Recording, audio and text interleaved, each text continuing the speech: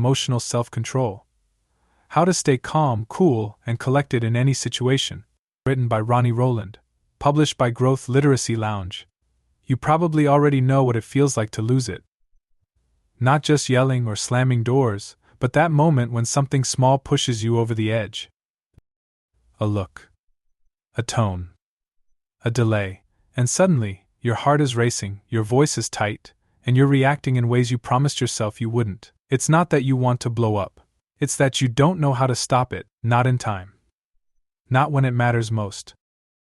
Emotional self-control isn't some personality trait certain people are born with.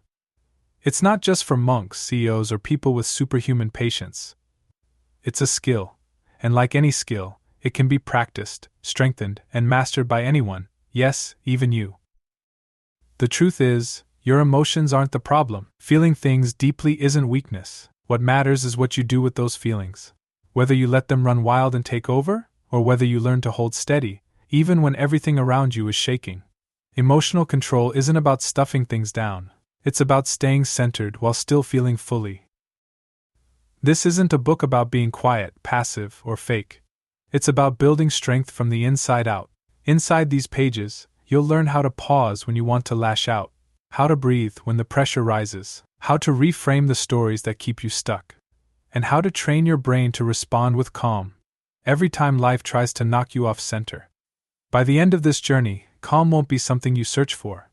It'll be something you carry. Let's begin. Not by trying to fix everything at once, but by taking one clear, steady step toward becoming the kind of person who stays calm, cool, and collected in any situation. Because that person? They already live inside you. Chapter 1. Dealing with Difficult People. We've all been there. Someone says something rude, rolls their eyes, or talks over you. Your chest tightens. Your jaw clenches. And before you know it, you're snapping back, or shutting down, or walking away stewing for hours. Difficult people have a way of getting under our skin, don't they? You're not alone.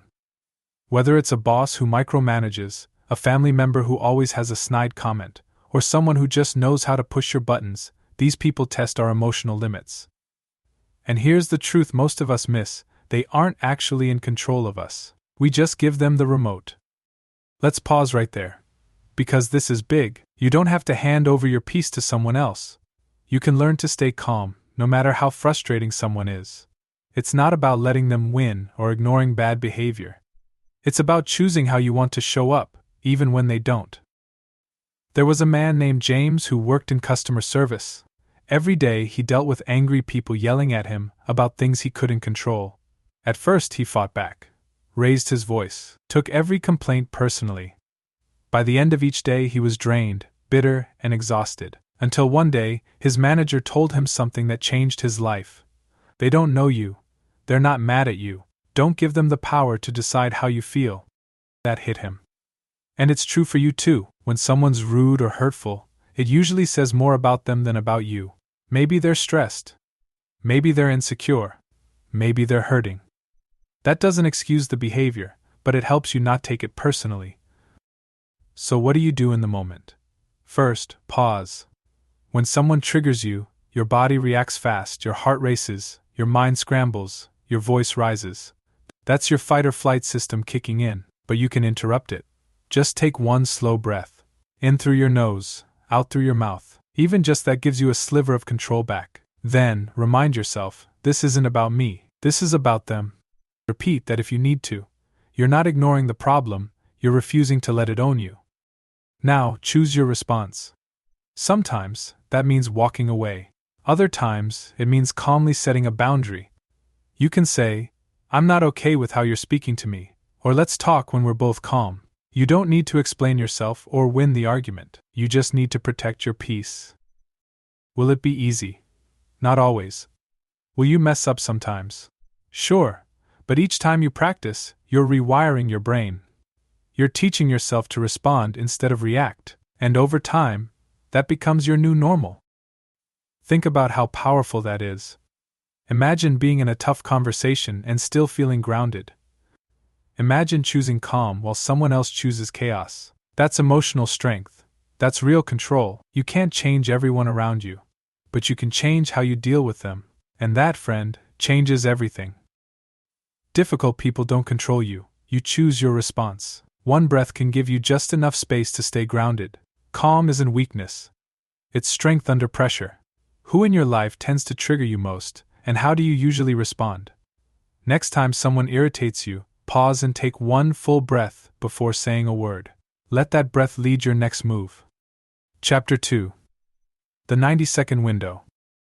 You feel it before you think it. The email comes in, and your stomach tightens. A friend makes a joke at your expense, and your face gets hot. Your kid rolls their eyes, and your blood boils. We've all been hijacked by a moment like that. What happens next usually isn't our best. We snap, shout, shut down, or stew in silence. But what if I told you there's a window, a small space, where everything can change? It lasts about 90 seconds. That's not a made-up number. Neuroscientist Dr. Jill Bolte Taylor explains that when an emotional trigger hits, the chemicals that flood your body, adrenaline, cortisol, only stay active for 90 seconds. If you don't feed them with more angry thoughts or replay the story in your head, they pass. Just like a wave. 1.5 minutes, that's it. But most of us never give that wave a chance to roll through. We jump into it, stir it up, and then wonder why we feel wrecked. Think back to a time you lost your cool. Maybe it was at work, maybe at home. Now ask yourself, what would have happened if you waited just 90 seconds before responding? That's the power of the pause. I remember once standing in line at a coffee shop. A man behind me bumped into me, twice. No apology. Then he muttered something under his breath about people being in the way. My heart started racing. My mouth opened, ready with a sharp comeback. But something stopped me. I'd been practicing this 90-second rule, and I made myself wait. 1 breath. 2. I counted slowly to 90 in my head while staring at the menu. By the time I got to 60, my body had calmed. I didn't need to say anything. That small pause kept me from a big regret. You won't always have a quiet moment to pause. Sometimes emotions hit in the middle of a meeting or mid-sentence in a conversation. That's okay. You can still choose to go inward. Count to yourself.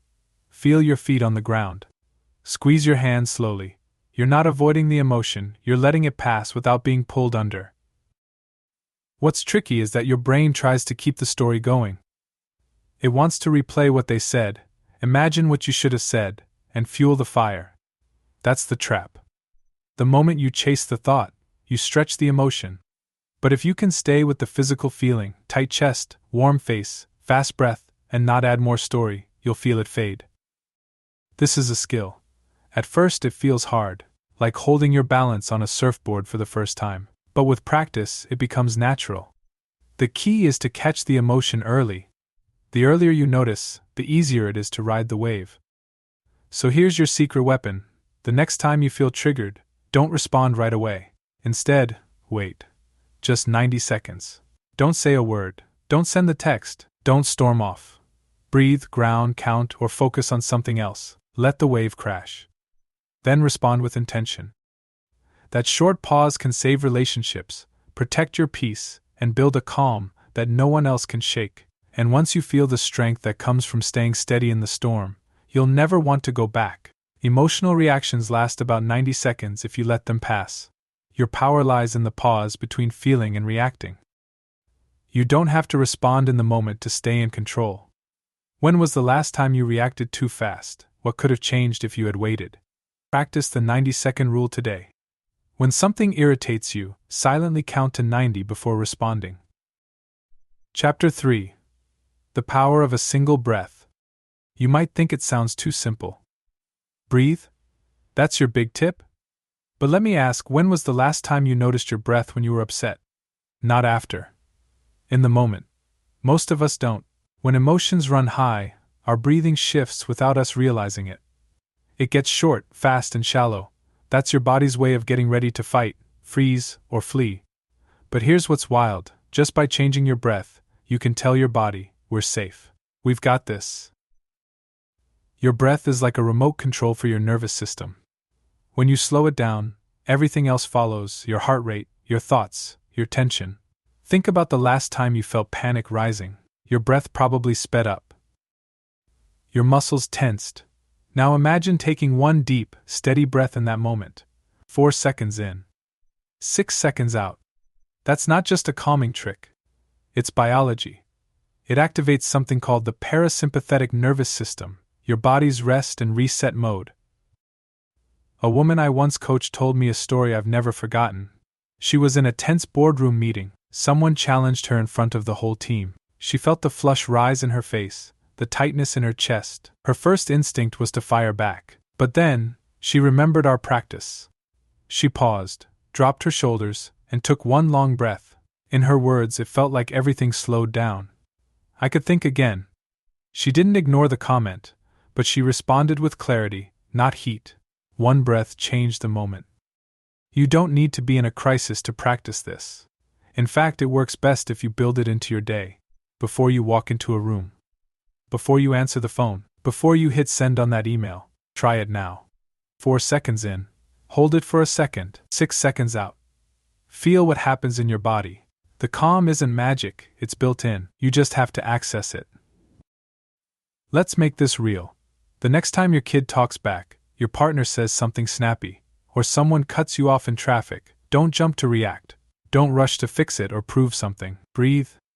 Just that, one full breath before you speak.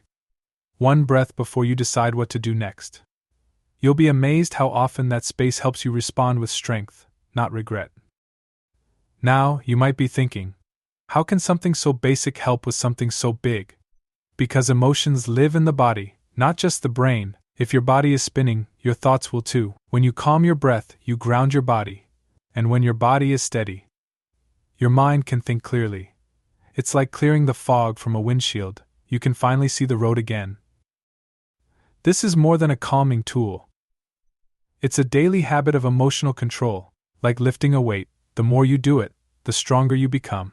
And the beauty of it, your breath is always with you. You don't need a quiet room, a meditation app, or 5 free minutes. Just you and one slow, steady breath. That's the power. That's the practice. Inhale. Exhale. Begin again. Your breath is your body's fastest calming tool. Slowing your breath signals safety to your brain. One deep breath can reset your emotional state in seconds. When you get upset, what usually happens to your breathing, and how can you shift it? Practice the 4 to 6 breathing pattern today. Inhale for 4 seconds, exhale for 6. Repeat this 3 times when stress hits. Chapter 4. The Trigger Trap. It starts small. A tone of voice, a rolled eye, a delay in someone's response. Suddenly you feel it, that jolt of irritation or hurt or heat rising up your neck. You've just been triggered. And before you even think, your mouth moves, your hands clench, or your mood shifts for the rest of the day. It happens fast. Too fast. But what if that trigger wasn't the enemy? What if it was a teacher? Triggers are like emotional landmines. They're hidden until something steps on them. And when they go off, they light up parts of us that we didn't even know were raw. Sometimes it's anger. Other times it's shame, fear, or sadness. A trigger doesn't come out of nowhere. It hits something old. A memory, a wound, a story we've told ourselves again and again. Think about the last time you overreacted. You might have thought, that wasn't even a big deal. Why did I blow up like that? That's your clue. Triggers aren't about the present moment. They're about what the moment brings up in you. And until we name them, they'll keep running the show from the shadows. I once worked with a man named Ben. His coworker always interrupted him in meetings. Every time, Ben felt disrespected and angry. He'd go silent, then later explode in frustration. After some digging, Ben realized he grew up in a home where he was constantly talked over. That trigger, being interrupted, wasn't just about his coworker, it was about being unseen. Once Ben understood that, everything shifted. He didn't just manage the trigger, he understood it. Here's how you start doing the same. First, notice your pattern. When do you usually lose your cool? Who gets to you the fastest? What words, looks, or behaviors set you off? These patterns are gold. They show you where your growth lives. Keep a simple trigger log for a week. Write down what happened, how you felt, and what you did. You'll be amazed at how often the same things trip you up. Next, challenge the meaning. Ask yourself, what did I make that mean? If someone doesn't reply to your message, do you feel ignored? If someone criticizes your work, do you feel worthless? These reactions come from old beliefs, not just new moments, and the good news is, you can change them. When you feel triggered, pause. Label the feeling. I'm feeling embarrassed. I'm feeling dismissed. That simple act of naming begins to shrink the emotional charge. Then take a breath. And remind yourself, this is a trigger. I don't have to react. I can choose. You won't catch it every time. But even catching one trigger this week, and choosing a different response is a win. It means you're not letting old wounds run today's show. You're stepping into awareness, and that's where control begins. Triggers don't make you weak. They show you where you're still healing, and each time you face one with awareness instead of reaction, you grow stronger, steadier, and calmer. You begin to step out of the trap and into your power. Triggers reveal old stories, not just current problems. Awareness is the first step to breaking reactive patterns. Every trigger is a chance to pause, understand, and grow. What's one trigger that keeps showing up in your life, and what old story might it be tied to? Start a trigger log this week. Write down one moment each day when you felt emotionally stirred and reflect on why. Chapter 5. Reframe the narrative. You walk into a room and no one looks up. Your mind fills in the blanks. They're ignoring me. I don't belong here. I must have done something wrong. But what if someone was just deep in thought? What if they didn't hear you? What if their silence had nothing to do with you at all? That's the power of the story we tell ourselves. And most of the time, it's not the situation that upsets us, it's the story we attach to it. Our brains love to make meaning. It's how we stay safe. But often, that meaning isn't helpful. It's based on past hurt, not present truth. A friend doesn't text back, and your mind says, they're mad at me. A coworker gives feedback, and you hear, I'm not good enough. These stories happen fast, and they feel real, but real doesn't always mean true. When you change the story, you change your emotional response. This is called reframing. Reframing doesn't mean pretending everything's fine or lying to yourself. It means looking at the situation from a new angle, one that gives you clarity instead of chaos. It's not toxic positivity, it's healthy perspective. A woman named Carla once told me she used to dread work meetings. Any criticism from her manager would send her spiraling. She felt small, anxious, even tearful. One day, she tried something different. After a tough meeting, she asked herself what else could be true. Maybe her manager was stressed. Maybe he cared enough to give feedback. Maybe this was an opportunity to grow. The facts didn't change, but the story did, and that changed everything for her. You can do the same. Start by catching the moment. You feel upset, embarrassed, left out. Before reacting, ask yourself, what story am I telling myself right now? Just that question can bring awareness. Then, ask what else could be true. Come up with 2 or 3 alternative explanations, not perfect ones, just possible ones. This widens your view. Let's say someone cancels plans with you. Your default story might be, they don't care about me. But what else could be true? Maybe they had a hard day. Maybe they're overwhelmed. Maybe it's not personal at all. That doesn't mean you ignore patterns or let people treat you poorly. It means you don't jump to the most painful conclusion. When you reframe, you're not just calming your emotions. You're shifting from being at the mercy of the moment to being the author of it. You're taking back the pen. And with practice, this becomes second nature. You'll start to see every moment, good or bad, as something you can shape. This skill is powerful because it puts you in control, not of other people, but of your interpretation, and interpretation drives emotion. Which means this one habit can change how you feel, how you act, and how you connect. Reframing won't erase all pain. Life can still be hard, but it helps you carry it with strength. It helps you stay grounded when your old story wants to pull you off center. And the more you practice it, the more you'll see that you're not just reacting to life, you're rewriting it. It's not just what happens, it's the story you attach to it. Reframing offers new meaning, peace, and perspective. When you change the narrative, you change your emotional response. What's one painful story you've been telling yourself lately, and how might you reframe it? Next time you feel triggered, pause and ask, what else could be true? Come up with 3 new possibilities. Chapter 6. Name it to tame it. You're sitting at your desk, trying to focus, but your chest feels tight. You keep snapping at little things. You feel off, restless, tense. Someone asks if you're okay, and you say, "I'm fine," but you're not. You just can't put your finger on why. This is where emotional control begins, not by fixing the feeling, but by naming it. There's a saying in neuroscience, name it to tame it. When you label what you're feeling, your brain moves from panic mode to problem-solving mode. You shift activity from the amygdala, the fight or flight center, to the prefrontal cortex, where thinking happens. Simply saying, "I'm feeling anxious," or "that made me feel disrespected," starts to calm your system. Most of us never learned how to do this. We say we're mad when we're actually hurt, or we say we're fine when we're overwhelmed. We lump complex feelings into a few big words: angry, sad, stressed. But that's like using crayons when you've got a whole box of paint. The more precise your emotional language, the more control you gain over your response. A teenager I once worked with kept getting into fights at school. He said he had an anger problem, but when we dug deeper, we found something else. He wasn't angry, he was embarrassed. When people made fun of him, his face got hot, his chest got tight, and he exploded. But once he could name the feeling, shame, not rage, he could handle it differently.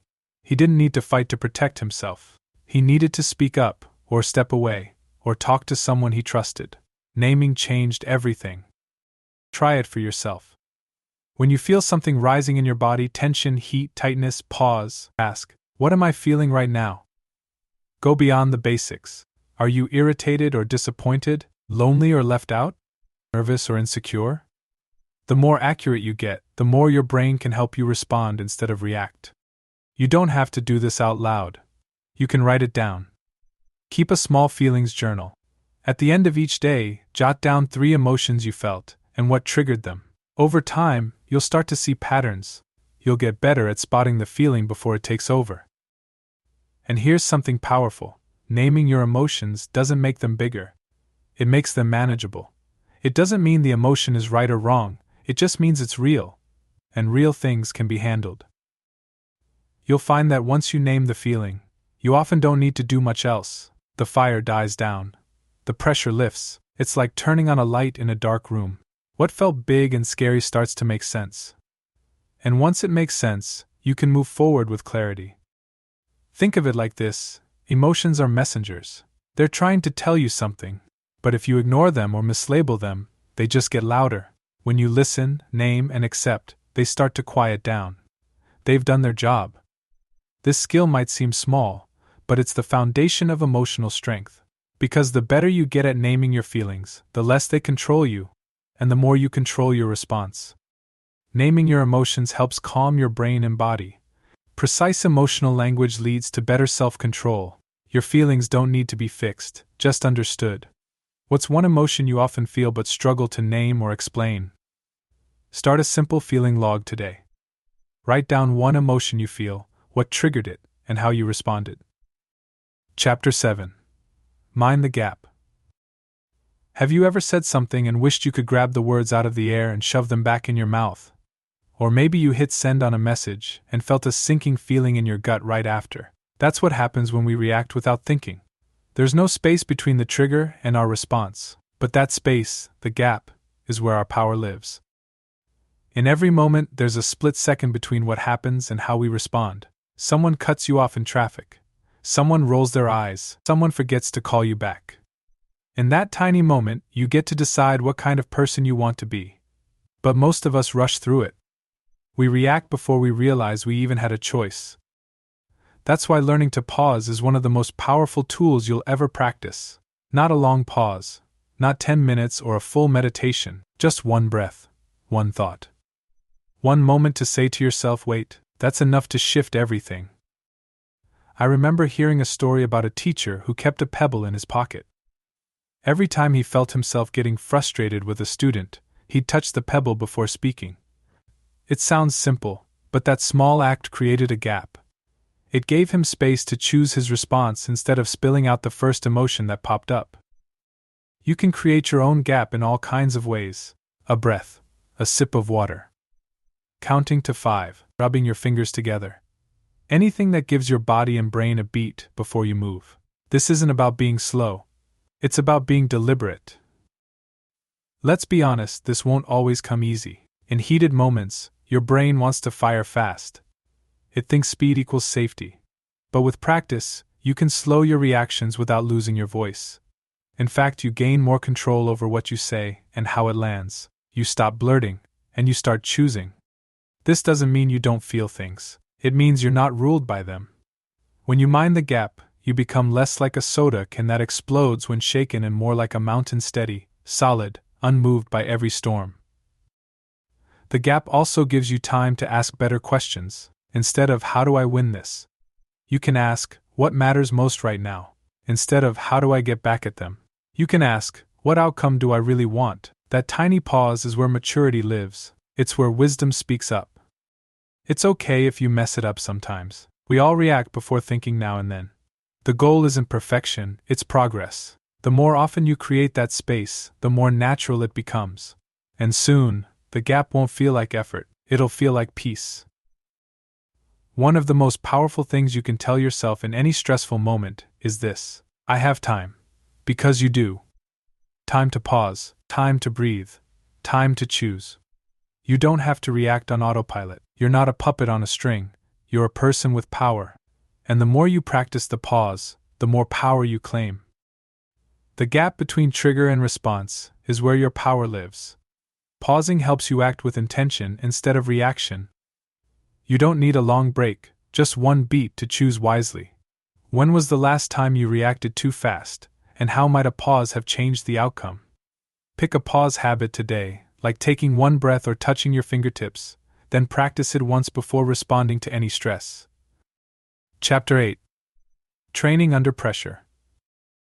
Imagine a firefighter showing up to a blaze with no training, just hoping instinct will kick in. Sounds risky, right? But that's how most of us deal with stress. We wait until we're overwhelmed, triggered, or backed into a corner to try and stay calm. But calm isn't something that shows up on demand.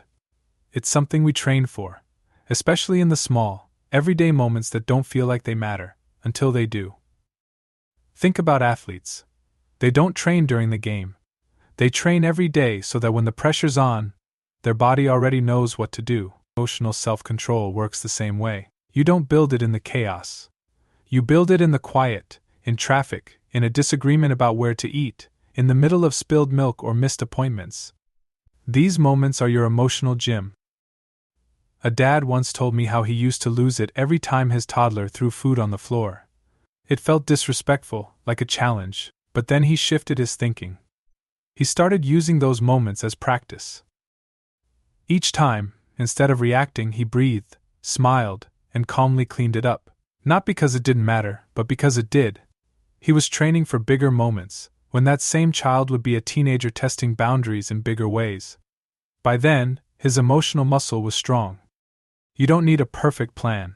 Just start small. Pick one situation that normally frustrates you. Maybe it's slow drivers. Maybe it's people being late. Maybe it's tech not working when you need it to. These moments feel pointless, but they're gold. Every time you stay calm in one of them, you're rewiring your brain. You're teaching it. I don't need to react to feel in control. The beauty of training under pressure is that you're using real-life moments to build real-life strength. You don't have to sit in silence or escape to a mountaintop. You can train right where you are, in your kitchen, your car, your office. And the more you do, the less power those moments have over you. Start by choosing your practice.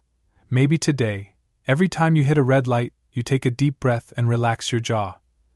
Maybe when someone interrupts you, you pause before responding.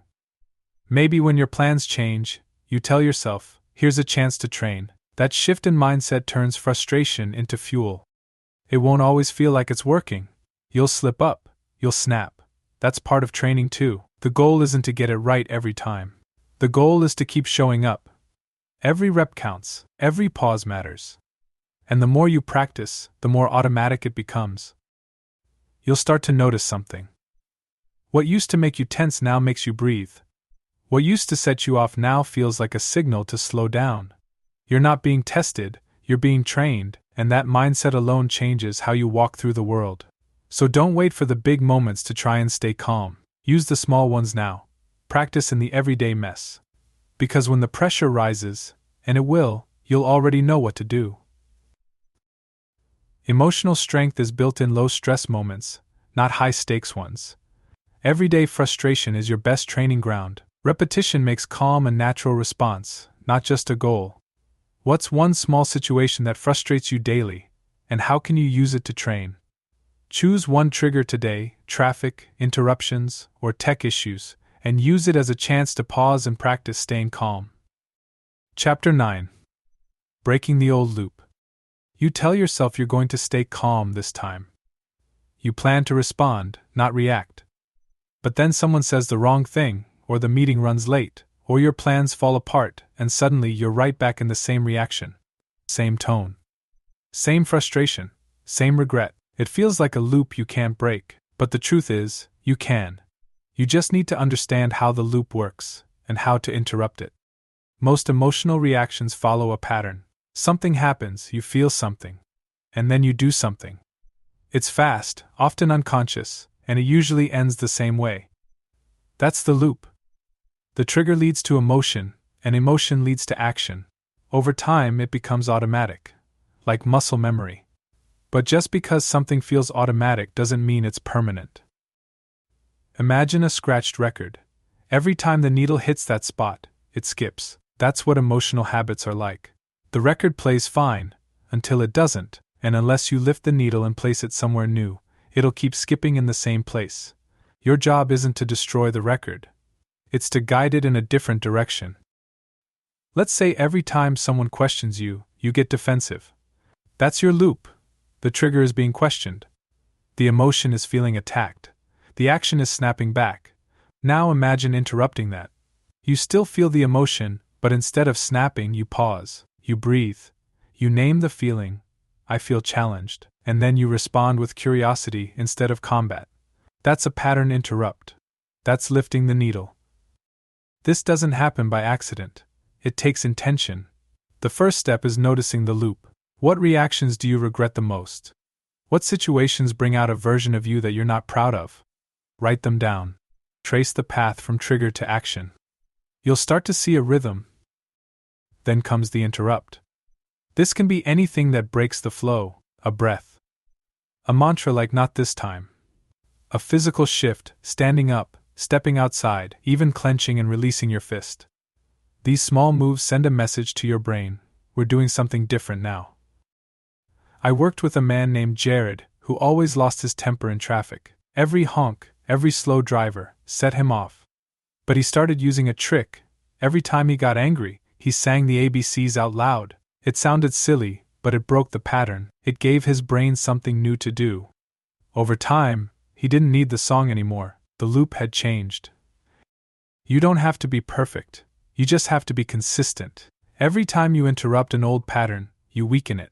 And every time you choose a new response, you strengthen a new path. Your brain learns. Your body adapts. And what once felt like a trap starts to feel like a choice. Here's the truth, you are not your reaction. You're not stuck in your past habits. You're someone who is learning, growing, and taking ownership of your patterns. That's real power. Not in pretending the loop doesn't exist, but in learning how to reroute it, one moment at a time. Emotional reactions often follow predictable loops. Awareness is the first step to breaking the cycle. Small pattern interrupts, create space for better choices. What's one emotional reaction you repeat, and what simple action could interrupt it next time? Pick one reaction loop to watch this week. When it starts, try a pattern interrupt, like a breath, a phrase, or a movement, to shift the outcome. Chapter 10. Emotional control as a superpower. When you think of power, what comes to mind? Loud voices? Quick decisions? A strong presence that fills the room? That's one kind of power. But there's another kind, quieter, deeper, and far more lasting. It's the kind that doesn't shout to be heard. It listens. It stays calm in chaos. It leads without force. That's emotional control. And once you build it, you'll see it's not just a personal strength, it's a superpower. People often think emotional control means being cold or robotic. It doesn't. It means you feel everything, but you're not ruled by any of it. You still get angry, frustrated, nervous, and hurt. You just don't let those emotions drive the car. You're in the driver's seat. And when others around you are losing their cool, your calm becomes a steady anchor. Think about someone you respect deeply, maybe a coach, a parent, a boss, or a friend. What made them stand out? Chances are, it wasn't how loud they were, it was how steady they were. They didn't panic when things went wrong. They didn't lash out when under pressure. They brought clarity when others brought confusion. That's emotional control at work. I once met a woman named Teresa, who led a team in a high-stress hospital. Alarms were constant. Emotions ran high. Mistakes could be serious. But Teresa had this calm about her. People said they felt safer just standing next to her. It wasn't because she never got upset. It was because she didn't let upset run the show. She breathed before speaking. She listened more than she talked. She chose her words like they mattered, because they did. Emotional control isn't just helpful in leadership, it's powerful in relationships too. When you stay calm during an argument, you change the tone of the whole conversation. When you don't take things personally, you diffuse tension. When you respond with patience instead of pressure, people trust you more. And trust builds connection. You don't have to be perfect to carry this kind of power. You just have to be intentional. You have to decide, again and again, that peace is more important than being right, that clarity is stronger than control, that your calm is a gift, not just to yourself but to everyone around you. Here's the beautiful part: emotional control multiplies. When you model it, others start to mirror it, your kids notice. Your coworkers shift, your home, your team, your friendships, they all become more grounded. Not because you forced it, but because you lived it. This kind of power doesn't fade. It doesn't rely on titles or trophies. It's yours in every room you walk into, or in every hard conversation, in every high-pressure decision. And over time, people will come to know you by it. They'll say things like, "You're so steady," or "I don't know how you stay so calm." That's when you'll smile, because you'll know it's not magic, it's muscle. And you built it. Emotional control isn't silence. It's strength guided by intention. True influence comes from calm, not control. Your steady presence can impact every room you enter. Who in your life shows strong emotional control, and what can you learn from their example? Today, choose one moment to lead with calm, at work, at home, or in conversation. Let your presence shift the tone. Chapter 11. Living Rooted. Imagine a tree during a storm. The wind howls, the rain beats down, branches bend and sway, but the tree stands. Why? Because its roots run deep. That's what emotional self-control can feel like when it becomes part of who you are. Not something you reach for in a crisis, but something you live with every day. Steady, centered, rooted. Most people treat calm like a mood. Something you hope shows up when you need it, but true calm is a habit. It's something you build day by day. Not just in reaction to stress, but through small daily rhythms that ground you long before the storm hits. When you live rooted, you don't wait to feel peaceful, you create peace on purpose. Think about your daily life. How do you start your mornings? Are you rushing, scrolling, running late? That frantic start sets the tone for everything else. What if instead, you began with intention? A slow breath. A quiet moment. A short phrase that grounds you, like "I choose calm today." It doesn't have to take long. But it changes your posture from the inside out. Then there's how you close your day. Do you crash into bed with your mind racing, or do you take a moment to reflect? A short journal note. A breath of gratitude. A few words to yourself like, "I handled that well," or "Tomorrow is a new chance." These are the roots. They don't look dramatic, but they hold you steady. Living rooted also means paying attention to what you let into your life. The conversations you join. The news you consume. The voices you follow. Everything has an emotional weight. If you fill your day with noise, comparison, and negativity, your roots weaken. But if you fill it with things that lift you, kindness, wisdom, stillness, you grow stronger. I once spoke to a man named Alex, who said he used to feel anxious all the time. He'd get overwhelmed by small problems. Snappy with his family. Tired by 10 a.m., he thought he had a stress problem. But what he really had was a rhythm problem. He had no grounding in his day. Once he built a simple routine, morning breathwork, midday walk, evening journal, everything changed. His emotions didn't disappear, but they no longer ran the show. He started living from the inside out, not the outside in. That's what it means to live rooted. You stop chasing calm like it's a reward. You carry it like it's your identity. You show up to your day with presence, not pressure, and when things go wrong, and they will, you bend, but you don't break. This isn't about being perfect. There will be days you forget, days when life hits hard and your roots feel shaky. But if you've built the habit, you'll bounce back faster. The storm won't throw you like it used to. You'll know how to return to center. Because calm doesn't live in your calendar or your checklist. It lives in your breath, your mindset, your daily choices. And every time you choose to ground yourself instead of rush, to respond instead of react, you deepen those roots.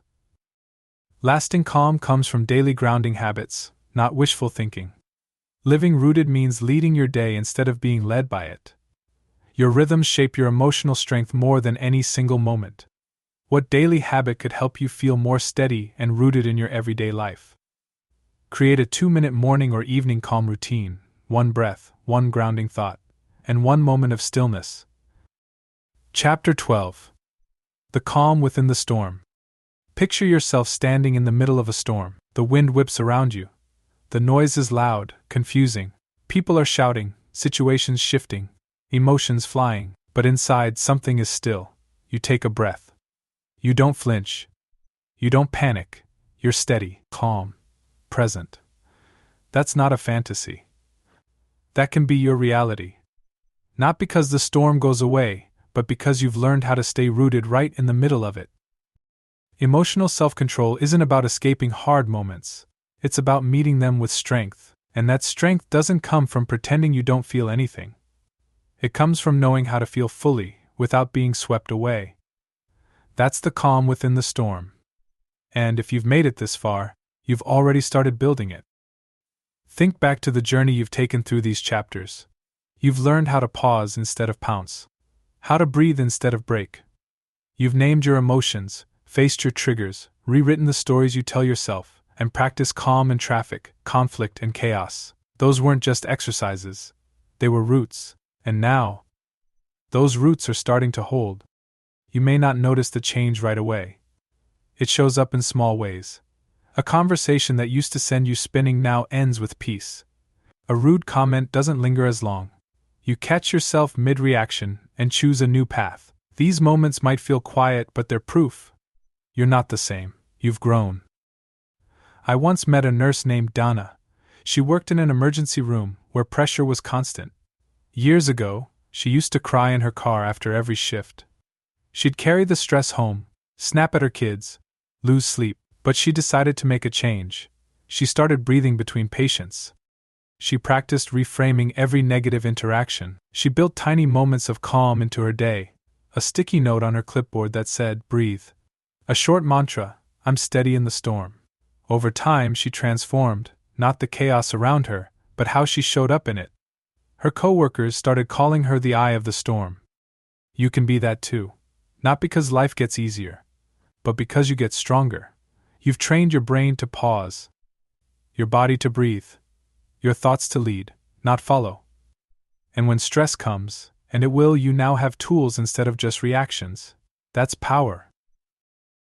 It's okay if you're not finished. This isn't the end of the work. It's the beginning of a new way of living. You'll still face hard days. You'll still get triggered, but now you'll recover faster. You'll remember your tools. You'll return to calm more quickly each time. And over time, that calm won't just be a practice, it'll be part of who you are. So as you close this book, don't rush to do more. Just pause, breathe, reflect. You've already done something powerful. You've chosen to grow. And that choice will ripple into every area of your life, your relationships, your work, your inner world, because emotional control doesn't just change moments, it changes everything. You are no longer at the mercy of the storm, you are the calm within it. Calm isn't the absence of stress, it's how you carry yourself through it. Every moment of control you've practiced has strengthened your roots. Emotional self-control is now part of who you are becoming. Where have you already noticed your calm growing, and how will you keep deepening it? Choose a personal mantra that reminds you of your strength. Repeat it whenever you feel the storm rising. Take care, and be well.